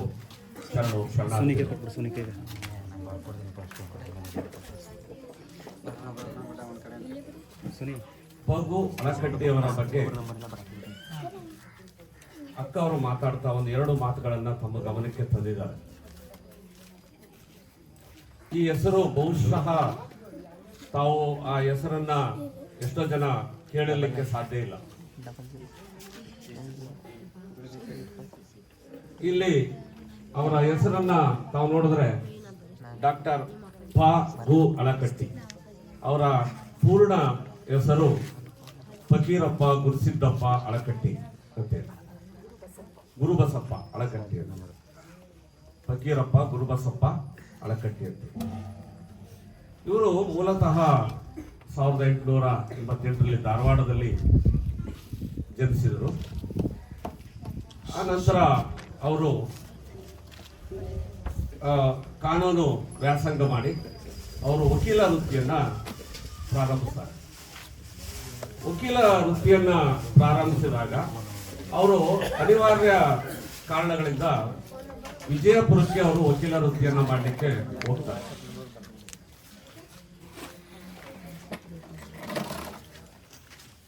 ನೋಡಿ, ಎಲ್ಲರಿಗೂ ಒಂದು ರೀತಿಯಾದ ಏನು ವಚನ ಪಿತಾಮಹ ಅನ್ನುವಂತ ಅಭಿಮಾನ ಒಂದಾದ್ರೆ, ನನಗೆ ಅವ್ರ ಬಗ್ಗೆ ಎರಡು ಅಭಿಮಾನ. ಒಂದು ವಚನ ಪಿತಾಮಹ ಅನ್ನೋದು ಒಂದು, ಇನ್ನೊಂದು ನನ್ನ ವೃತ್ತಿಯಲ್ಲಿ, ನಾನು ವಕೀಲನಾಗಿ ನನ್ನ ವೃತ್ತಿಯಲ್ಲಿದ್ದವರು ಅಂತೇಳಿ ಅದು ಎರಡನೆಯ ಅಭಿಮಾನ. ಹಾಗಾಗಿ ನನಗೆ ಅವ್ರ ಮೇಲೆ ಎರಡು ರೀತಿಯ ಅಭಿಮಾನ. ಈ ದಿನ ನಾವು ಇವತ್ತು ನಮಗೆ ಒಟ್ಟು 24,000 ವಚನಗಳು ಲಭ್ಯ ಇದೆ. ಬಸವಾದಿ ಶರಣರು 12ನೇ ಶತಮಾನದಲ್ಲಿ ರಚನೆ ಮಾಡಿರುವಂತಹ 24,000 ವಚನಗಳು ನಮಗೆ ಲಭ್ಯತೆ ಇದೆ. ಕರ್ನಾಟಕ ಸರ್ಕಾರ ಅಷ್ಟನ್ನು ಸಹ ಪುಸ್ತಕದ ರೂಪದಲ್ಲಿ ಪ್ರಕಟಣೆಯನ್ನ ಮಾಡಿದೆ. ಒಟ್ಟು 15 ಸಂಪುಟದಲ್ಲಿ ಅದನ್ನ ಪ್ರಕಟಣೆ ಮಾಡಿದ್ದು. ಈಗ ಅದನ್ನು 2 ಸಂಪುಟದಲ್ಲಿ ಒಟ್ಟು 24,000 ವಚನಗಳನ್ನ ಪ್ರಕಟಣೆ ಮಾಡಿದೆ. ಈ ವಚನಗಳು ಮೂಲತಃ ತಾಳೇಗರಿಯಲ್ಲಿ ಬರೆದಂತಹ ವಚನಗಳು, ನಾವು ಅದನ್ನ ತಿಳ್ಕೋಬೇಕು. ಆದರೆ ಕಲ್ಯಾಣದಲ್ಲಿ ಕ್ರಾಂತಿ ನಡೆದ ನಂತರ, ಬಸವಣ್ಣನವರನ್ನ ದೇಶದಿಂದ ಹೊರಗಡೆ ಹಾಕಿದ ನಂತರ, ಬಸವಾದಿ ಶರಣರಂತೆ ಆದ ನಂತರ ಈ ವಚನಗಳನ್ನ ಚನ್ನಬಸವಣ್ಣನವರ ನೇತೃತ್ವದಲ್ಲಿ ಮತ್ತು ಮಡಿವಾಳ ಮಾಚಿದೇವರ ಬೆಂಗಾವಲಿನಲ್ಲಿ ಇದನ್ನ ಬಸವ ಕಲ್ಯಾಣದಿಂದ ಹೊರಗಡೆ ತರ್ತಾರೆ. ಅವರು ಮೂಲತಃ ಮೊದಲಿಗೆ ಹೋಗ್ತಕ್ಕಂಥದ್ದು ಉಳುವಿಗೆ. ಯಾಕಂದ್ರೆ ಅದು ಬಹಳ ದಟ್ಟವಾದ ಅರಣ್ಯ, ಅಲ್ಲಿ ಬಿಜ್ಜಳನ ಸೈನಿಕರು ಬರ್ಲಿಕ್ಕೆ ಸಾಧ್ಯ ಇಲ್ಲ ಅಂತ ತಿಳ್ಕೊಂಡು ಉಳುವಿ ಕಡೆಗೆ ಈ ವಚನ ಕಟ್ಟುಗಳನ್ನು ಹೊತ್ಕೊಂಡು ಹೋಗ್ತಾರೆ. ಆದ್ರೆ ಮಧ್ಯದಲ್ಲಿ ಬಿಜ್ಜಳನ ಸೈನಿಕರು ಶರಣರ ಮೇಲೆ ದಾಳಿ ಮಾಡ್ತಾರೆ. ಬಹಳಷ್ಟು ಜನ ಶರಣರು ಅಲ್ಲಿ ಸತ್ತೋಗ್ತಾರೆ. ನೋಡಿ, ಇದು ವಚನಗಳನ್ನ ಕಾಪಾಡ್ಲಿಕ್ಕೆ ಅವರು ತಮ್ಮ ಪ್ರಾಣವನ್ನೇ ಕೊಟ್ಟರು. ಹಾಗೂ ಇದು ಹೇಳಿ ಈ ವಚನಗಳು ಒಂದಷ್ಟು ಮನೆಗಳಲ್ಲಿ, ಒಂದಷ್ಟು ಬೇರೆ ಬೇರೆ ಕಡೆ ಈ ವಚನಗಳನ್ನ ಕಟ್ಟುಗಳನ್ನ ಸಂಗ್ರಹ ಅಂದ್ರೆ ರಕ್ಷಣೆಯನ್ನ ಮಾಡೋದು ಆ 12ನೇ ಶತಮಾನದಲ್ಲಿ. ಆದ್ರೆ ಎಲ್ಲಿ ಬಸವಾದಿ ಶರಣರ ಹೆಸರು ಹೇಳಿದ್ರೆ ವಿರುದ್ಧವಾಗಿ ಅವ್ರನ್ನ ಕೊಲೆ ಮಾಡ್ತಾರೆ, ಅವ್ರಿಗೆ ಶಿಕ್ಷೆ ಇದೆ ಅನ್ನುವಂತಹ ರಾಜ ಆಜ್ಞೆಯ ವಿರುದ್ಧ ಜನ ಸಾಮಾನ್ಯರು ಎದುರಿ ಈ ವಚನದ ಕಟ್ಟುಗಳನ್ನ ಮನೆಯಿಂದ ಹೊರಗಡೆ ತರಲಿಲ್ಲ. ಬಹಳಷ್ಟು ಮನೆಗಳಲ್ಲಿತ್ತು. ಕೆಲವರಿಗೆ ವಿಚಾರ ಗೊತ್ತಿಲ್ಲ, ಅದನ್ನ ದೇವರ ಕೋಣೆಯಲ್ಲಿಟ್ಟು ಅದು ಯಾವುದೋ ಒಂದು ದೇವರ ಸಂಬಂಧಪಟ್ಟ ವಿಚಾರ ಅಂತ ಹೇಳಿ ಪೂಜೆ ಮಾಡ್ಕೊಳ್ಳೋದು. ಮತ್ತೆ ಟ್ರಂಕ್ಗಳಲ್ಲಿ, ಪೆಟ್ಟಿಗಳಲ್ಲಿ, ಅದು ಮರದ ಪೆಟ್ಟಿಗಳಲ್ಲಿ ಅದನ್ನ ಹಾಗೆ ಇಟ್ಕೊಂಡು ಬಂದ್ರು. ಆದ್ರೆ ನಮ್ಮ ಜನಗಳಲ್ಲಿ ಯಾವ ಪರಿಸ್ಥಿತಿ ಇತ್ತು ಅಂತ ಹೇಳಿದ್ರೆ, ಅದನ್ನ ತೆಗೆದು ಓದ್ಲಿಕ್ಕೂ ಭಯ. ಏನೋ ಅದು ದೇವ್ರಿಗೆ ಸಂಬಂಧಪಟ್ಟಿದ್ದಪ್ಪ, ಓದಬಾರ್ದು. ಯಾಕಂದ್ರೆ ನಮ್ಮಲ್ಲಿ ಶಾಸನಗಳನ್ನು ಓದಿದ್ರೆ ತಲೆ ಸಿಡಿದೋಗುತ್ತೆ ಅಂತಕ್ಕಂಥ ಒಂದು ನಂಬಿಕೆ ಇತ್ತು. ಬಹುಶಃ ತಮ್ಗಳಿಗೆ ಗೊತ್ತಿರ್ಬೋದು, ಅದು ಹಳೆ ಕಾಲದವ್ರಿಗೆ ಗೊತ್ತದು. ಆ ರೀತಿ ನಂಬಿಕೆ ಇತ್ತು. ಇದೇನೋ ಓದಿದ್ರೆ ಏನಾಗುತ್ತೋ ಏನೋ ಅನ್ನೋ ಒಂದು ಉದ್ದೇಶದಿಂದ ಅದನ್ನ ಹಾಗೆ ಮುಚ್ಚಿಟ್ಬಿಟ್ರು. ಆದ್ರೆ ಪಗು ಅಳಕಟ್ಟಿಯವರು ವಕೀಲ ವೃತ್ತಿಯನ್ನ ಮಾಡುವಾಗ ಅವರಿಗೆ ಈ ವಚನಗಳ ಬಗ್ಗೆ ತಿಳಿದಾಗ ಅವರು ಈ ವಚನಗಳನ್ನ ಸಂಗ್ರಹ ಮಾಡಬೇಕು ಅಂತ ಅನ್ನುವಂತಹ ಒಂದು ನಿರ್ಧಾರವನ್ನ, ಕಠಿಣವಾದ ನಿರ್ಧಾರವನ್ನ ತಗೊಂಡು ಮನೆಗೆ ಹೋಗ್ತಾರೆ. ಆದ್ರೆ ಎಷ್ಟೋ ಮನೆಗಳಲ್ಲಿ ಅದನ್ನ ಕೊಡ್ಲಿಕ್ಕೆ ಹಿಂಜರಿತಾರೆ. ಆದ್ರೆ ಬಿಡಲ್ಲ, ಅವ್ರನ್ನ ಕಾಡಿ ಬೇಡಿ ಅವ್ರ ಮನೆಯಲ್ಲಿದ್ದಂತಹ ವಚನದ ಕಟ್ಟುಗಳನ್ನು ತಂದು ಅದನ್ನ ಬರೆಯುವ ಮೂಲಕ, ಅದನ್ನ ಪುಸ್ತಕದಲ್ಲಿ ದಾಖಲೆ ಮಾಡುವ ಮೂಲಕ ಆ ಎಲ್ಲ ವಚನಗಳನ್ನ ಸಂಗ್ರಹ ಮಾಡ್ತಾರೆ ಪಗುವಳಕಟ್ಟಿ. ಈ ಎಲ್ಲ ವಚನಗಳನ್ನ ಸಂಗ್ರಹ ಮಾಡಿದ ನಂತರ ಅದನ್ನ ಅಚ್ಚಾಕ್ಸ್ಬೇಕಾದಂತ ಒಂದು ಪರಿಸ್ಥಿತಿ ಬರುತ್ತೆ. ನೋಡಿ, ಎಷ್ಟು ಅವರು ಕಷ್ಟಪಟ್ಟಿದ್ದಾರೆ ಅಂತ ನಾವು ನೆನೆಸ್ಕೋಬೇಕು. ಅದನ್ನ ಅಚ್ಚಾಕ್ಸ್ಬೇಕಾದಂತ ಒಂದು ಪರಿಸ್ಥಿತಿ ಬರುತ್ತೆ. ಆಗ ಎಲ್ಲೂ ಕೂಡ ಪ್ರಿಂಟಿಂಗ್ ಪ್ರೆಸ್ ಇಲ್ಲ ಕರ್ನಾಟಕದಲ್ಲಿ. ಆಗ ದಕ್ಷಿಣ ಭಾರತದಲ್ಲಿ ಇದ್ದಂತ ಏಕೈಕ ಪ್ರಿಂಟಿಂಗ್ ಪ್ರೆಸ್ ಇದ್ದಿದ್ದು ಈಗಿನ ಚೆನ್ನೈ, ಆಗಿನ ಮದ್ರಾಸಿನಲ್ಲಿ ಬಾಸಲ್ ಮಿಷನ್ ಅಂತೇಳಿ ಒಂದು ಜರ್ಮನಿ ಕ್ರಿಶ್ಚಿಯನ್ ಸಂಸ್ಥೆಯವರು ಒಂದು ಪ್ರಿಂಟಿಂಗ್ ಪ್ರೆಸ್ ಇಟ್ಟಿರ್ತಾರೆ. Mangaluru Basel Mission, Mangaluru Basel Mission ಅವರು ಆ ಮಂಗಳೂರು ಬಾಸಲ್ ಮಿಷನ್ಗೆ ಅದನ್ನ ಕಳಿಸ್ಕೊಡ್ತಾರೆ, ಅದನ್ನ ಹಚ್ಚಾಕ್ಲಿಕ್ಕೆ. 6 ತಿಂಗಳಾದ್ರೂ ಕೂಡ ಯಾವುದೇ ಅಲ್ಲಿಂದ ಒಂದು ಮಾಹಿತಿ ಬರಲ್ಲ ಅವ್ರಿಗೆ. 6 ತಿಂಗಳ ನಂತರ ಆ ಬಾಸಲ್ ಮಿಷನ್ ಅವರು ಅವ್ರು ಏನು ಕಳಿಸಿದ್ರು ಅದನ್ನ ವಾಪಸ್ ಕಳಿಸ್ಕೊಡ್ತಾರೆ. ವಾಪಸ್ ಕಳಿಸಿ ಜೊತೆಗೆ ಒಂದು ಪತ್ರವನ್ನ ಹಾಕ್ತಾರೆ. ಏನಂತಂದ್ರೆ, ನಾವು ಇಲ್ಲಿಗೆ ಬಂದಿರೋದು ನಮ್ಮ ಕ್ರಿಶ್ಚಿಯನ್ ಧರ್ಮ ಪ್ರಚಾರಕ್ಕೆ. ನಾವೇನಾದ್ರೂ ಈ ವಚನಗಳನ್ನ ಪ್ರಕಟಣೆ ಮಾಡಿದ್ರೆ ನಮ್ಮ ಕ್ರಿಶ್ಚಿಯನ್ ಧರ್ಮನ ನಾವು ಪ್ರಚಾರ ಮಾಡಲಿಕ್ಕೆ ತೊಂದರೆ ಆಗುತ್ತೆ, ಕ್ರಿಶ್ಚಿಯನ್ ಧರ್ಮ ಪ್ರಚಾರ ಮಾಡ್ಲಿಕ್ಕೆ ಸಾಧ್ಯ ಆಗಲ್ಲ, ಆದ್ರಿಂದ ನೀವು ಕಳಿಸಿರ್ತಕ್ಕಂಥ ವಚನಗಳನ್ನ ನಾವು ಹಚ್ಚಾಕ್ಲಿಕ್ಕೆ ಸಾಧ್ಯ ಇಲ್ಲ ಅಂತೇಳಿ ವಾಪಸ್ ಕಳಿಸ್ತಾರೆ. ಆಗ ಪ್ರಿಂಟಿಂಗ್ ಪ್ರೆಸ್ಗಳಿಲ್ಲ. ಆಗ ಅಳಕಟ್ಟಿ ಅವ್ರು ಏನ್ ಮಾಡ್ತಾರೆ, ತಮ್ಮಲ್ಲಿದ್ದಂತ ಅವರ ಹತ್ರ ತುಂಬಾ ಬಡತನ, ವಕೀಲರಾದ್ರೂ ಸಹ ಅವ್ರು ವಕೀಲ ವೃತ್ತಿ ಮಾಡಲ್ಲ ಹೆಚ್ಚಿಗೆ, ಯಾಕಂದ್ರೆ ಅವ್ರಿಗೆ ದಿನ ಮನೆಗಳಿಗೆ ಹೋಗೋದು, ಕಾಡಿ ಬೇಡಿ ಆ ವಚನದ ಕಟ್ಟನ್ನ ತರೋದು, ಅದನ್ನ ಸಂಗ್ರಹ ಮಾಡೋದು, ಅದನ್ನ ಸಂಪಾದನೆ ಮಾಡೋದು, ಅದನ್ನ ಜೋಡಿಸೋದು, ವಚನಗಳನ್ನ ಅದರಲ್ಲಿ ಬಿಟ್ಟೋಗಿರ್ತಾರೆ, ತಿದ್ದು ಏನು ಅಕ್ಷರಗಳು ತಪ್ಪಾಗಿರ್ತಾರೆ ತಿದ್ದೋದು, ಹೀಗೆ ಬಹಳಷ್ಟು ಕೆಲಸಗಳಿರ್ತವೆ. ಹಾಗಾಗಿ ಅವರು ವಕೀಲ ವೃತ್ತಿಯನ್ನ ಮಾಡ್ಲಿಕ್ಕಾಗಿಲ್ಲ, ಕಡು ಬಡತನಕ್ಕೆ ಸಿಗಾಕೊಳ್ತಾರೆ. ಆಗ ಅವರು ತಮ್ಮ ಮನೆಯನ್ನ ಮಾರಿ, ತಮ್ಮ ಸ್ವಂತ ಮನೆಯನ್ನ ಮಾರಾಟ ಮಾಡಿ ಒಂದು ಪ್ರಿಂಟಿಂಗ್ ಪ್ರೆಸ್ ಅನ್ನು ಹಾಕ್ತಾರೆ. ಆ ಪ್ರಿಂಟಿಂಗ್ ಪ್ರೆಸ್ ಹಾಕಿದ ನಂತರ ಅವರು ಈ ಪುಸ್ತಕವನ್ನ, ಈ ವಚನಗಳನ್ನ ಅವರು ಪ್ರಕಟಣೆ ಮಾಡ್ತಾರೆ. ಈ ಎಲ್ಲ ವಚನಗಳು ನೋಡಿ, ಇದು ಇವರು ವಚನಗಳನ್ನ ಎಷ್ಟು ತಮ್ಮ ಸ್ವತಂತ್ರವಾದ ತಮ್ಮ ಸ್ವಂತ ಹಿತಾಸಕ್ತಿಯನ್ನ ಬಿಟ್ಟು ತಮ್ಮ ಸ್ವಂತ ಸುಖ ಭೋಗಗಳನ್ನೆಲ್ಲ ತ್ಯಜಿಸಿ ಅವರು ಈ ವಚನಗಳನ್ನ ಉಳಿಸಿ ಅದನ್ನ ಹಚ್ಚಾಕಿಸ್ತಾರೆ. ನೋಡಿ, ಅವರಲ್ಲಿ ಎಂತ ಕಡು ಬಡತನ ಇತ್ತು ಅಳಕಟ್ಟಿ ಅವರಿಗೆ. ನಾನು ಇನ್ನೊಂದು ವಿಚಾರವನ್ನ ನಾವು ತಿಳ್ಕೊಳ್ಳೇಬೇಕಾದಂತ ಒಂದು ಘಟನೆ ತಮ್ಮ ಮುಂದೆ ತರ್ತೇನೆ. ಅವರು ಮಾಡಿದಂತ ಈ ಸಾಹಿತ್ಯದ ಕೆಲಸ, ಕನ್ನಡದ ಸಾಹಿತ್ಯದಲ್ಲಿ ಅವರು ಈ ವಚನಗಳ ಸಂಗ್ರಹಣೆ, ಅದರ ವಿಶ್ಲೇಷಣೆ, ಇವೆಲ್ಲವನ್ನ ಮಾಡಿದಂತಹ ಸೇವೆಯನ್ನ ಪರಿಗಣಿಸಿ ಕರ್ನಾಟಕ ವಿಶ್ವವಿದ್ಯಾಲಯದವರು ಅವರಿಗೆ ಗೌರವ ಡಾಕ್ಟರೇಟ್ ಪ್ರಶಸ್ತಿಯನ್ನ ಕೊಡ್ತಾರೆ. ಈ ಗೌರವ ಡಾಕ್ಟರೇಟ್ ಪ್ರಶಸ್ತಿಯನ್ನು ಕೊಟ್ಟಾಗ ಅಲ್ಲಿ ಉಪಕುಲಪತಿ ಪಾವಟೆ ಅವರು ಉಪಕುಲಪತಿಗಳಾಗಿರ್ತಾರೆ. ಆವಾಗ ಅವರಿಗೆ ಡಾಕ್ಟರೇಟ್ ಪ್ರಶಸ್ತಿ ಕೊಟ್ಟ ನಂತರ ಅವರು ಅಲ್ಲಿ ಮಧ್ಯಾಹ್ನದ ಊಟ ವ್ಯವಸ್ಥೆ ಇರುತ್ತೆ. ಡಾಕ್ಟರೇಟ್ ಪದವಿ ನೀಡಿದ ನಂತರ ಊಟದ ವ್ಯವಸ್ಥೆ ಇರುತ್ತೆ. ಆ ಊಟದ ವ್ಯವಸ್ಥೆಯಲ್ಲಿ ಕರ್ನಾಟಕ ವಿಶ್ವವಿದ್ಯಾಲಯ ಊಟಕ್ಕೆ ಕೂತ್ಕೊಳ್ಬೇಕಾದ್ರೆ, ಆ ಡಾಕ್ಟರೇಟ್ ಪಡ್ಕೊಂಡ ನಂತರ ಎಲ್ಲರ ಉಪಕುಲಪತಿಗಳ ಜೊತೆ ಊಟಕ್ಕೆ ಬರ್ಬೇಕಾದ್ರೆ ಅಲ್ಲಿ ಒಂದು ನಿಯಮ ಇರುತ್ತೆ. ಏನಂತಂದ್ರೆ ಕೋಟ್ ಹಾಕ್ಬಾರ್ದು, ಕೋಟನ್ನು ತೆಗಿಬೇಕು ಅಂತಕ್ಕಂಥ ಒಂದು ನಿಯಮ ಇರುತ್ತೆ. ಅದಕ್ಕೆ ಅವರು ಪಾವಟೆ ಅವ್ರು ಹೇಳ್ತಾರೆ, ಅಳಕಟ್ಟಿ ಅವರೇ, ನಿಮ್ಮ ಕೋಟನ್ನ ನೀವು ತೆಗೆದ್ಬಿಡಿ ನೀವು ಅಂತ ಹೇಳಿ. ಇಲ್ಲ, ನಾನು ಕೋಟನ್ನು ತೆಗಿಯಕ್ ಆಗಲ್ಲ ನಾನು ಅಂತ ಹೇಳ್ತಾರೆ. ಯಾರು? ಅಳಕಟ್ಟಿ ಅವರು. ಇಲ್ಲ, ಇಲ್ಲಿ ಊಟ ಮಾಡ್ಬೇಕಾದ್ರೆ ಅಲ್ಲಿ ಕೋಟ್ ತೆಗಿಬೇಕು ಅಂತ. ಇಲ್ಲ ಅಂತೇಳಿ ಚೇಂಬರ್ ಕರ್ಕೊಂಡೋಗಿ, ಯಾಕೆ ತೆಗಿಯಲ್ಲ ಹೇಳಿ ಅಂತ ಕೇಳ್ತಾರೆ ಪಾವಟೆ ಅವರು. ಆಗ ಪಗು ಅಳಕಟ್ಟಿ ಅವರು ಕೋಟ್ ತೆಗಿತಾರೆ, ಶರ್ಟ್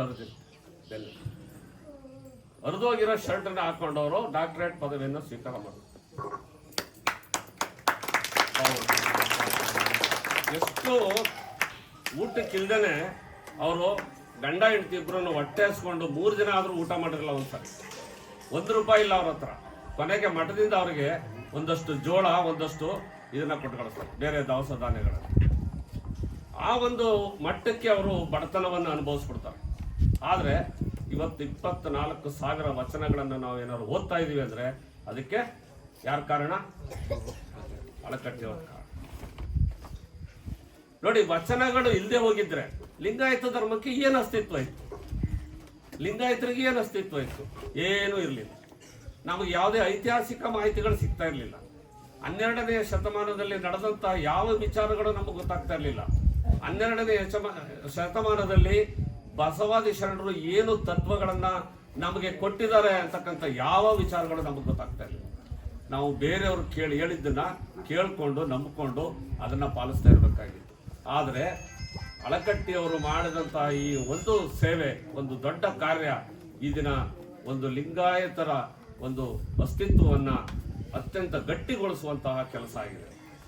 ಆದ್ರೆ ದುರದೃಷ್ಟ ಅಂತ ಹೇಳಿದ್ರೆ ನಮ್ಮಲ್ಲಿ ವಚನಗಳನ್ನ ಓದುವಂತ ಅಭ್ಯಾಸ ನಮ್ಮ ಜನಕ್ಕೆ ಇಲ್ಲದೆ ಇರ್ತಕ್ಕಂಥ ಇದು ಬಹಳ ದುರದೃಷ್ಟ. ಪ್ರತಿಯೊಬ್ಬ ಲಿಂಗಾಯತರ ಮನೆಯಲ್ಲಿ ವಚನಗಳ ಪುಸ್ತಕ ಇರಬೇಕು. 24,000 ವಚನ ಕಲಿಯೋದಕ್ಕೆ ಯಾರಿಂದೂ ಸಾಧ್ಯ ಇಲ್ಲ, ಒಪ್ಕೊಳ್ತೇನೆ. ಅದು ನನ್ನಿಂದ ಸಾಧ್ಯ ಇಲ್ಲ. 24,000 ವಚನ ಹೇಳೋದಕ್ಕೆ ಅವರಿಂದ ಯಾರಿಂದೂ ಸಾಧ್ಯ ಇಲ್ಲ, ಒಪ್ಕೊಳ್ತೇನೆ ಅದನ್ನ. ಆದ್ರೆ ಕನಿಷ್ಠವಾದ ವಚನಗಳನ್ನಾದ್ರೂ ನಾವು ಕಲಿಬೇಕು, ತಿಳ್ಕೋಬೇಕು, ಅರ್ಥ ತಿಳ್ಕೋಬೇಕು.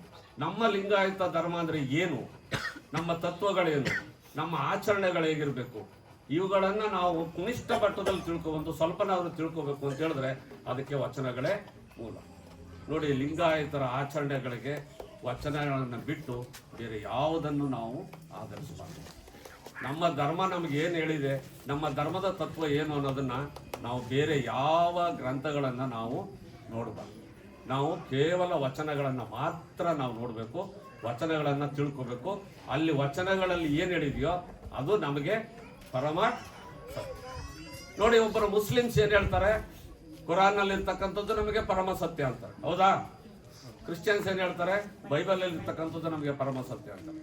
ನೋಡಿ, ಅದೇ ರೀತಿಯಲ್ಲಿ ನಾವು ಲಿಂಗಾಯತರು ವಚನಗಳಲ್ಲಿ ಏನಿದೆಯೋ ಅದೇ ನಮಗೆ ಅಂತಿಮ, ಅದೇ ನಮಗೆ ಪರಮ ಸತ್ಯ, ಅಲ್ಲಿ ಹೇಳಿರ್ತಕ್ಕಂಥದ್ದೇ ನಿಜ. ನೋಡಿ, ಇನ್ನೊಂದು ವಿಚಾರ ತಮ್ಗೆ ಹೇಳ್ತೇನೆ. ಬೇರೆ ಎಲ್ಲ ಧರ್ಮಗಳಿಗೆ ನಾವು ಯಾವ ಧರ್ಮನೂ ಟೀಕೆ ಮಾಡುವಂತ ವಿಚಾರ ಅಲ್ಲ ಅದು. ಆದರೆ ಅವುಗಳನ್ನ ಕಂಪೇರ್ ಮಾಡಬೇಕಾಗುತ್ತೆ, ಹೋಲಿಸ್ಬೇಕಾಗುತ್ತೆ. ನೋಡಿ, ಬೇರೆ ಎಲ್ಲ ಧರ್ಮಗಳಿಗೆ ಹೋಲಿಸಿದ್ರೆ ವಚನಗಳನ್ನು ತಾವು ಓದಿ, ನಮ್ಮ ಲಿಂಗಾಯತ ಧರ್ಮದ ತತ್ವಗಳು ಬಹಳ ವೈಚಾರಿಕವಾಗಿದೆ, ಬಹಳ ವೈಜ್ಞಾನಿಕವಾಗಿದೆ, ಬಹಳ ವೈಚಾರಿಕ ಮತ್ತು ವೈಜ್ಞಾನಿಕ. ಇದನ್ನ ತಾವು ತಿಳ್ಕೋಬೇಕು. ವಚನಗಳು ಓದಿದರೆ ಅದು ಗೊತ್ತಾಗುತ್ತೆ, ಅದು ಎಷ್ಟು ವೈಜ್ಞಾನಿಕವಾಗಿದೆ ಅಂತಕ್ಕಂಥದ್ದು. ಆ ವಚನಗಳು, ಪ್ರತಿಯೊಂದು ವಚನದಲ್ಲಿ ಇರುವಂತಹ ಅರ್ಥಗಳು ಸಹ ಅತ್ಯಂತ ವೈಜ್ಞಾನಿಕವಾಗಿದೆ. ಹಾಗಾಗಿ ನಾವು ವಚನಗಳನ್ನು ಓದಲಿಲ್ಲ ಅಂತ ಹೇಳಿದ್ರೆ ನಮಗೆ ಅದು ಅರ್ಥನೇ ಆಗಲ್ಲ ನಮ್ಮ ಧರ್ಮ.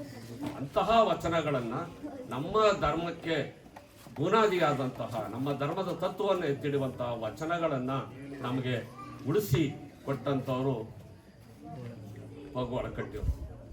ಹಾಗಾಗಿ ನಮ್ಮ ಇವತ್ತು ನಾವು ಇಡೀ ಲಿಂಗಾಯತರು ಇವ್ರನ್ನ ಎರಡನೆಯ ಬಸವಣ್ಣ ಅಂತ ಕೂಡ ನಮ್ಮಲ್ಲಿ ಗುರುತು ಮಾಡ್ತಾರೆ. ಯಾಕಂದ್ರೆ ಬಸವಣ್ಣನವರ ಕಾಲದಲ್ಲಿ ಏನು ವಚನಗಳ ಮೇಲೆ ದಾಳಿ ನಡೀತೋ ಆ ದಾಳಿಯಿಂದ ಉಳಿದಂತ ವಚನಗಳನ್ನ ಇವತ್ತು ರಕ್ಷಣೆ ಮಾಡಿ ಕೊಟ್ಟಿದ್ದಾರೆ. ಹಾಗಾಗಿ ಇವ್ರನ್ನ ಎರಡನೆಯ ಆಧುನಿಕ ಬಸವಣ್ಣ ಅಂತಲೂ ಸಹ ಇವ್ರನ್ನ ಕರೀತಾರೆ. ಮತ್ತೆ ಇತ್ತೀಚಿನ ವಿದ್ಯಮಾನಗಳ ಪ್ರಕಾರ ಮತ್ತಷ್ಟು ಹೆಚ್ಚಿನ ಒಂದಷ್ಟು ತಾಳೆಗರಿ ಮತ್ತಿತರ ಇದು ವಚನಗಳ ಸಿಗ್ತಾ ಇದ್ದಾವೆ. ಈಗ ಅವುಗಳ ಪರಿಷ್ಕರಣೆ ನಡೀತಾ ಇದೆ. ಕೋ ಚನ್ನಬಸಪ್ಪನವರ ನೇತೃತ್ವದಲ್ಲಿ ಮತ್ತಷ್ಟು ಹೆಚ್ಚು ವಚನಗಳ ಸಂಗ್ರಹ ನಡೀತಾ ಇದೆ, ಅವುಗಳ ಪರಿಷ್ಕರಣೆ ನಡೀತಾ ಇದೆ. ಸದ್ಯದಲ್ಲೇ ಅದು ಪ್ರಕಟಣೆ ಆಗುವಂತಹ ಸಾಧ್ಯತೆಗಳು ಇದೆ. ಅಂದ್ರೆ 24,000 ವಚನಗಳಿಗಿಂತ ಹೆಚ್ಚಿನ ವಚನಗಳು ನಮಗೆ ನಮ್ಮ ಧರ್ಮದಲ್ಲಿ ಸಿಗುವಂತಹ ಎಲ್ಲ ಸಾಧ್ಯತೆಗಳು ಇದೆ. ಸೊ ಹಾಗಾಗಿ ನೋಡಿ, ಇಲ್ಲಿ ವಚನಗಳು ಅಂತ ಹೇಳಿದಾಗ ಇಷ್ಟೆಲ್ಲ ಮಹಿಳೆಯರಿದ್ದೀರಿ. ಒಂದು ವಿಚಾರ ಹೇಳ್ಬಿಡ್ತೇನೆ ನಾನು, ಇಷ್ಟೆಲ್ಲ ಮಹಿಳೆಯರಿದ್ದೀರಿ. ಯಾವ ಧರ್ಮದಲ್ಲೂ ಸಹ ಮಹಿಳೆಯರಿಗೆ ಪ್ರಾಶಸ್ತ್ಯ ಇಲ್ಲ, ಮಹಿಳೆಯರಿಗೆ ಪ್ರಾಶಸ್ತ್ಯ ಇಲ್ಲ. ಹಿಂದೂ ಧರ್ಮದಲ್ಲಾಗ್ಲಿ, ಕ್ರಿಶ್ಚಿಯನ್ ಆಗಲಿ, ಮುಸ್ಲಿಂ ಆಗಲಿ, ಜೈನ ಧರ್ಮ ಆಗಲಿ, ಬೌದ್ಧ ಧರ್ಮ ಆಗಲಿ, ಮಹಿಳೆಯರಿಗೆ ಯಾವುದೇ ಸ್ಥಾನಮಾನಗಳಿಲ್ಲ. ಅವರಿಗೆ ಯಾವುದೇ ಧಾರ್ಮಿಕ ವಿಧಿ ಇಲ್ಲ, ಧಾರ್ಮಿಕ ವಿಧಿಯನ್ನು ಅವ್ರು ಆಚರಿಸುವಾಗಿಲ್ಲ. ಅಲ್ಲಿ ಗಂಡಸರು ಮಾತ್ರ ಧಾರ್ಮಿಕ ವಿಧಿಗಳನ್ನು ವಿಚಾರಿಸ್ಬೇಕು. ತಾವು ಅದನ್ನು ಎಲ್ಲ ಧರ್ಮಗಳನ್ನು ಸ್ವಲ್ಪ ಅಧ್ಯಯನ ಮಾಡಿದ್ರೆ ಗೊತ್ತಾಗುತ್ತೆ. ಆದರೆ ಬಸವಣ್ಣನವರು ಹೆಣ್ಣು ಮಕ್ಕಳಿಗೆ ಲಿಂಗಾಯತ ಧರ್ಮದಲ್ಲಿ ಗಂಡಸರಷ್ಟೇ ಪ್ರಾಮುಖ್ಯತೆಯನ್ನು ಕೊಡ್ತಾರೆ. ನಾವು ಹೇಗೆ ಎದೆ ಮೇಲೆ ಲಿಂಗವನ್ನ ಧಾರಣೆ ಮಾಡಿಕೊಂಡು ಹೇಗೆ ನಾವು ಗಂಡಸರು ಪೂಜೆ ಮಾಡ್ತೀವೋ ಅದೇ ರೀತಿ ಹೆಂಗಸರು ಸಹ ನಮ್ಮಲ್ಲಿ ಪೂಜೆ ಮಾಡ್ತಾರೆ. ಸಮಾನತೆ, ದೇವರ ಪೂಜೆಯಲ್ಲಿ ಸಮಾನ. ಬೇರೆ ಧರ್ಮದಲ್ಲಿ ಪೂಜೆಯಲ್ಲಿ ಸಮಾನತೆ ಇಲ್ಲ. ಗಂಡಸರು ಮಾತ್ರ ಪೂಜೆ ಮಾಡಬೇಕು, ಹೆಂಗಸರು ಅದನ್ನ ಮಂಗಳಾರತಿ ತಗೋಬೇಕು. ಇಂತಹ ಒಂದು ವ್ಯವಸ್ಥೆ. ಹೆಣ್ಣಿಗೆ ಪೂಜೆ ಮಾಡುವ ಹಕ್ಕನ್ನ ಮೊಟ್ಟ ಮೊದಲ ಬಾರಿಗೆ ಕೊಟ್ಟವರೇ ಬಸವಣ್ಣ. ವಿದ್ಯೆಯನ್ನ ಹೆಣ್ಣು ಮಕ್ಕಳು ವಿದ್ಯೆ ಕಲಿಯುವಾಗಿಲ್ಲ, ಯಾಕಂದ್ರೆ ಅವರು ಶೂದ್ರರು ಅಂತ. ಆದ್ರೆ 33 ಜನ ಮಹಿಳೆಯರು ಆ ದಿನ ಅಕ್ಕ ಮಹಾದೇವಿ ಸೇರಿದಂತೆ 33 ಜನ ಮಹಿಳೆಯರು ವಚನಗಳನ್ನ ರಚನೆ ಮಾಡಿದ್ದಾರೆ. 33 ಜನ ಮಹಿಳೆಯರು ವಚನಗಳನ್ನ ರಚನೆ ಮಾಡಿದ್ದಾರೆ. ವಿದ್ಯೆಯನ್ನ ಕಲಿತು, ಓದು ಬರಹನ್ನ ಕಲಿತು 33 ಜನ ಮಹಿಳೆಯರು ವಚನಗಳನ್ನ ಬರೆದಿದ್ದಾರೆ. ಆ 24,000 ವಚನಗಳಲ್ಲಿ 33 ಮಹಿಳೆಯರ ವಚನಗಳಿದೆ. ಅವ್ರದ್ದು 100 ವಚನಗಳನ್ನ ಬರೆದಿದ್ದಾರೆ, 1000 ವಚನಗಳನ್ನ ಬರೆದಿದ್ದಾರೆ ಮಹಿಳೆಯರು. ನೋಡಿ, ಯಾವ ಮಟ್ಟಕ್ಕೆ ಬಸವಣ್ಣನವರು ಹೆಣ್ಣು ಮಕ್ಕಳಿಗೆ ಪ್ರಾಶಸ್ತ್ಯವನ್ನ ಕೊಟ್ಟರು, ಪ್ರಾಧಾನ್ಯತೆಯನ್ನು ಕೊಟ್ಟರು. ನೋಡಿ, ಹೆಣ್ಣು ಸಾಕ್ಷಾತ್ ಕಪಿಲ ಸಿದ್ಧ ಮಲ್ಲಿಕಾರ್ಜುನ ಅಂತ ಹೇಳ್ತಾರೆ. ಹೆಣ್ಣನ್ನ ಎಂದೂ ಕೂಡ ಲಿಂಗಾಯತ ಧರ್ಮದಲ್ಲಿ ತಿರಸ್ಕಾರದ ದೃಷ್ಟಿಯಿಂದ ನೋಡೋದಿಲ್ಲ. ಬೇರೆ ಯಾವ ಧರ್ಮದಲ್ಲಿಯೂ ಸಹ ಹೆಣ್ಣು ಮಕ್ಕಳಿಗೆ ಧರ್ಮ ದೀಕ್ಷೆ ಇಲ್ಲ, ಧರ್ಮ ದೀಕ್ಷೆ ಕೊಡೋದಕ್ಕೆ ಸಾಧ್ಯ ಇಲ್ಲ. ಬೇರೆ ಧರ್ಮಗಳಲ್ಲಿ ಹೋಗ್ತಾರೆ, ಚರ್ಚಿಗೆ ಹೋಗ್ತಾರೆ, ಪ್ರಾರ್ಥನೆ ಮಾಡ್ತಾರೆ. ಮಸೀದಿಗಂತೂ ಹೆಣ್ಮಕ್ಳು ಹೋಗಂಗೆ ಇಲ್ಲ. ಹಿಂದೂ ಧರ್ಮದಲ್ಲಿ ಜನಿವಾರ ಹಾಕಂಗಿಲ್ಲ ಹೆಣ್ಮಕ್ಳು, ಹೌದಾ? ಜನಿವಾರ ಹಾಕ್ತಾರಾ? ಬ್ರಾಹ್ಮಣರಲ್ಲಿ ಬರೀ ಗಂಡಸರು ಮಾತ್ರ ಜನಿವಾರ ಯಾರು ಹಾಕ್ತಾರೋ ಬರೀ ಗಂಡಸರು ಮಾತ್ರ ಹಾಕೋದು, ಹೆಂಗಸರು ಹಾಕಲ್ಲ. ಸೊ ಹೆಂಗಸರಿಗೆ ಯಾವುದೇ ರೀತಿಯಾದ ಯಾವುದೇ ಧರ್ಮದಲ್ಲಿ, ಜೈನ ಧರ್ಮದಲ್ಲಿ ಅವ್ರಿಗೆ ಮುಕ್ತಿ ಇಲ್ಲ, ಹೆಂಗಸರಿಗೆ ಗಂಡಸ ಹುಟ್ಟಿದ ಮೇಲೆ ಮುಕ್ತಿ ಅವ್ರಿಗೆ ಅಂತ ಹೇಳುತ್ತೆ. ಬೌದ್ಧ ಧರ್ಮದಲ್ಲಿ ಬುದ್ಧ ತನ್ನ ಹೆಂಡತಿ ಮತ್ತು ತನ್ನ ತಾಯಿಗೆ ಬೌದ್ಧ ದೀಕ್ಷೆಯನ್ನ ಕೊಡ್ಲಿಕ್ಕೆ ನಿರಾಕರಿಸ್ತಾನೆ ಪ್ರಾಥಮಿಕವಾಗಿ. ಇದು ನೋಡಿ, ಹೆಣ್ಣು ಮಕ್ಕಳಿಗೆ ಎಲ್ಲೂ ಸಹ ಧರ್ಮ ದೀಕ್ಷೆಯನ್ನ ಕೊಡಲ್ಲ, ಲಿಂಗಾಯತ ಧರ್ಮ ಒಂದನ್ನ ಬಿಟ್ಟು. ಹಾಗಾಗಿ ಮಹಿಳೆಯರು, ಹೆಣ್ಣು ಮಕ್ಕಳು ಬಸವಣ್ಣನವರ ಬಗ್ಗೆ ಗಂಡಸರಿಗಿಂತ 10 ಪಟ್ಟು ಅಭಿಮಾನದಿಂದ ಇರಬೇಕು. ಪ್ರತಿಯೊಬ್ಬರ ಮನೆಯಲ್ಲಿ ಬಸವಣ್ಣನವರ ಭಾವಚಿತ್ರ ಇರಬೇಕು, ಶರಣರ ಭಾವಚಿತ್ರ ಇರಬೇಕು. ಬೇರೆ ಚಿತ್ರಗಳನ್ನ ಹಾಕೊಳ್ತಕ್ಕಂಥದ್ದಲ್ಲ. ನಮ್ಮ ಮನೆಗಳಲ್ಲಿ ಬಸವಾದಿ ಶರಣರ ಭಾವಚಿತ್ರಗಳು ಕಡ್ಡಾಯವಾಗಿರಬೇಕು. ನಾವು ಯಾವುದೇ ಕೆಲಸ ಮಾಡಲಿ ಅದು ಬಸವಣ್ಣನವರ ಹೆಸರನ್ನ ಹೇಳಿ ಬಸವಾದಿ ಶರಣರನ್ನ ನೆನೆಸ್ಕೊಂಡು ನಾವು ಯಾವುದೇ ಕಾರ್ಯವನ್ನು ಮಾಡಬೇಕು. ಆ ರೀತಿ ಮಾಡಿದಾಗ ನಾವು ನಮ್ಮ ಧರ್ಮವನ್ನು ಉಳಿಸ್ಲಿಕ್ಕೆ ಸಾಧ್ಯ. ಹಾಗಾಗಿ ಇವತ್ತು ನಾವು ಏನು ಲಿಂಗಾಯತ ಧರ್ಮ ಅಸ್ತಿತ್ವವನ್ನು ಉಳಿಸ್ಕೊಂಡು ನಾವು ಇಂಥ ಒಂದು ಅತ್ಯುನ್ನತವಾದಂತಹ ತತ್ವವನ್ನು ಹೊಂದಿದೆ ನಮ್ಮ ಧರ್ಮ ಅಂತ ಹೇಳಲಿಕ್ಕೆ ನಮಗೆ ಸಾಧ್ಯ ಆಗತಕ್ಕಂಥದ್ದು ಈ ವಚನಗಳಿಂದ ಅಂತ ನಾನು ಆಗಲೇ ಹೇಳಿದೆ. ಹಾಗಂತ ಅದನ್ನು ಉಳಿಸ್ಕೊಟ್ಟಂಥವ್ರು ಪಗು ಅಳಕಟ್ಟಿಯವರು, ಅವ್ರನ್ನ ನಾವು ಎಷ್ಟು ನೆನೆಸ್ಕೊಂಡ್ರು ಸಹ ಅದು ಕಡಿಮೆ ಅನಿಸುತ್ತೆ. ಈ ದಿನ ಅವರ ಜಯಂತಿಯನ್ನು ತಮ್ಮ ಗ್ರಾಮದಲ್ಲಿ ತಾವೆಲ್ಲರೂ ಕೂಡ ಬಹಳ ಸಂತೋಷದಿಂದ, ಉತ್ಸಾಹದಿಂದ ಈ ದಿನ ತಮ್ಮ ಸಮ್ಮುಖದಲ್ಲಿ ಅದನ್ನು ಆಚರಿಸಲಿಕ್ಕೆ ನಮಗೂ ಕೂಡ ಎಲ್ಲರಿಗೂ ಕೂಡ ಬಹಳ ಸಂತೋಷ. ಹಾಗಾಗಿ ಪಗು ಅಳಕಟ್ಟಿಯವ್ರನ್ನ ಪ್ರತಿಯೊಬ್ಬರೂ ಸಹ ನೆನೆಸ್ಕೊಡೋಣ, ಅಂಥವ್ರು ಮತ್ತೆ ಮತ್ತೆ ನಮ್ಮ ಧರ್ಮದಲ್ಲಿ ಹುಟ್ಟಿ ಬರಲಿ ಅಂತ ಹೇಳಿ ಬಯಸ್ತಾ ತಮ್ಮೆಲ್ಲರಿಗೂ ವೇದಿಕೆ ಮೇಲೆ ಎಲ್ಲರಿಗೂ ನನ್ನ ಶರಣುಗಳನ್ನು ಅರ್ಪಿಸುತ್ತಾ ನನ್ನ ಮಾತು